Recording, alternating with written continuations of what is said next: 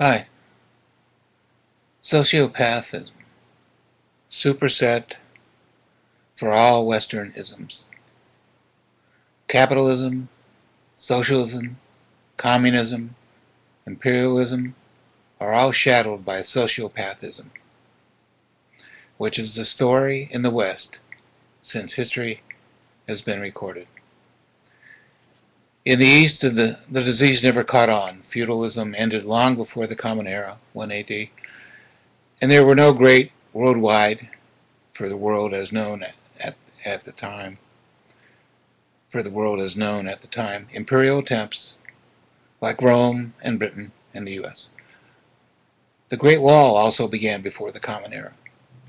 No, the East has a different approach to life, also known as isolation, and unlike the West, had no unbroken string of sociopathistic booms, busts, wars, seeking wealth for a few.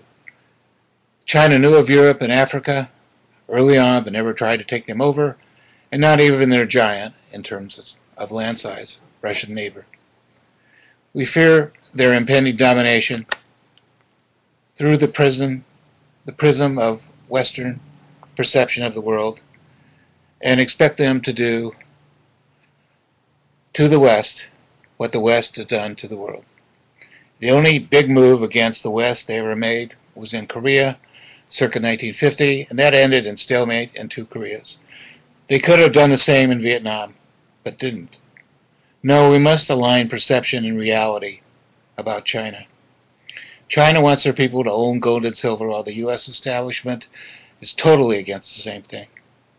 China supports exporting and limiting importing to put their people to work, and are fighting no wars, again the opposite of the U.S., which supports making the rich richer and fighting wars to acquire oil and stop oil costs from being coupled to gold, calling for anti-terrorist emergency and military actions against what they call terrorist nations, and not caring about increasing exporting and or reducing importing, however much it makes the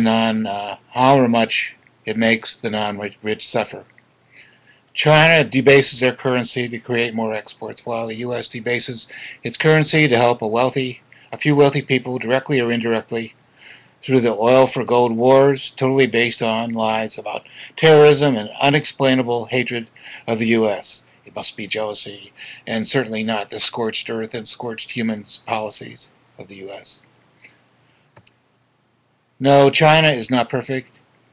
It has one party and no election, but it treats its people better than the U.S., that has the highest per capita prison population in the world, and the U.S. refuses to invest tax dollars from its regressive, thanks to deductions and inflation, taxes on creating jobs for taxpayers, having no interest whatsoever in curbing imports to help them.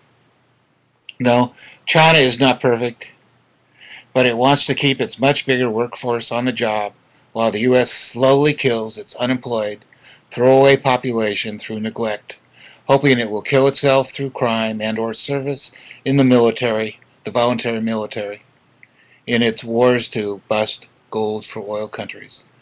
For if ever oil was priced in gold, the price of gold would gush upwards, like oil does when it's discovered, and the price of fuel would do the same, waking up the sleeping populace, pulling them away from their sacred shrines, televisions, and cell phones.